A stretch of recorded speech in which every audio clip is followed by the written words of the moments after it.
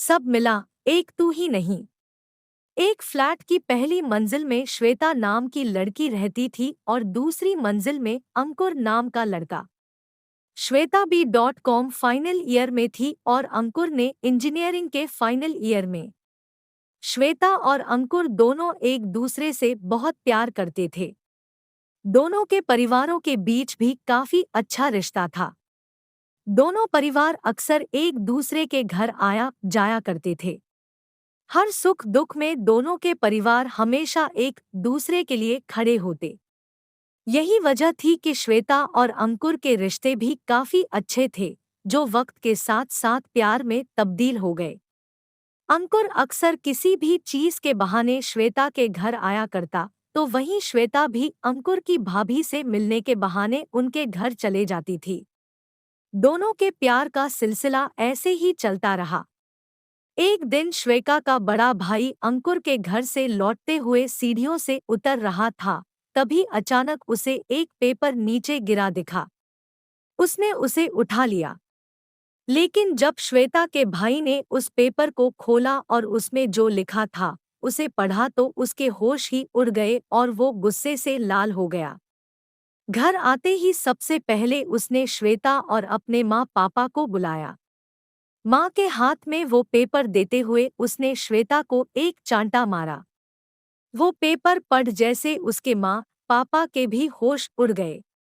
उसके बाद श्वेता की माँ ने भी उसे खूब चांटे मारा और बोला, कलमुही, हमने इसलिए तुम्हें इतनी आज़ादी दे रखी है, पढ़ाई के बदले यही करती है तू।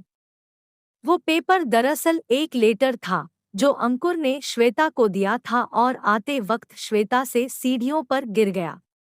फिर क्या था, दोनों परिवारों में भी दूरियां आ गई। लेकिन अंकुर और श्वेता का प्यार कहाँ कम होने वाला था। दोनों कॉलेज के बहाने अब घर से बाहर मिलने लगे। ऐसा लगता मानो अब दोनों ज्यादा आजाद हो गए हो। दोनों कभी रेस्टोरेंट जाते तो कभी पार्क। धीरे धीरे दोनों में प्यार भी बढ़ा और टकरार भी। देखते ही देखते अंकुर ने अपनी इंजीनियरिंग पूरी कर ली और अब वो जॉब के लिए शहर से बाहर जाने लगा। अंकुर के चले जाने के नाम से ही श्वेता बहुत अपसेट हो गई थी। लेकिन आखिरकार एक दिन अंकुर चला गया। अंकुर के जाने के बाद दोनों की बातें फोन पर ही अब हुआ करती। वक्त निकालकर अंकुर और श्वेता दोनों एक दूसरे से घंटों बातें करते।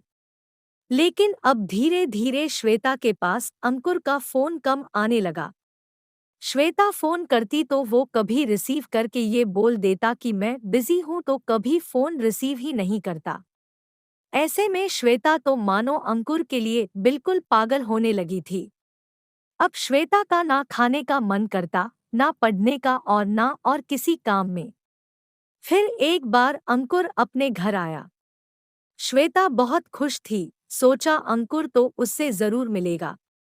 लेकिन अंकुर तो ऐसा बर्ताव कर रहा था मानो वो श्वेता को जानता ही ना हो। ये देखकर श्वेता टूट गई।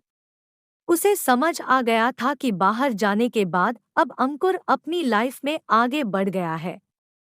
हो सकता है अंकुर को कोई और मिल गई हो या फिर वो अपने घरवालों के कहने पर मुझसे रिश्ता नहीं रखना चाहता हो। श्वेता ने अपने दिल को ये सारी बातें बोलकर समझाने की कोशिश तो की, लेकिन श्वेता अब भी अंकुर को भूल नहीं पाई थी।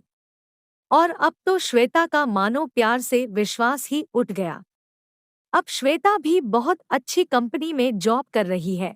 उसके पास सब कुछ है, लेकिन अक्सर रात को यही सोचती है कि सब मिला, बस एक तू ही नहीं मिला। अब वो अपनी जिंदगी को जी नहीं रही, बस काट रही है।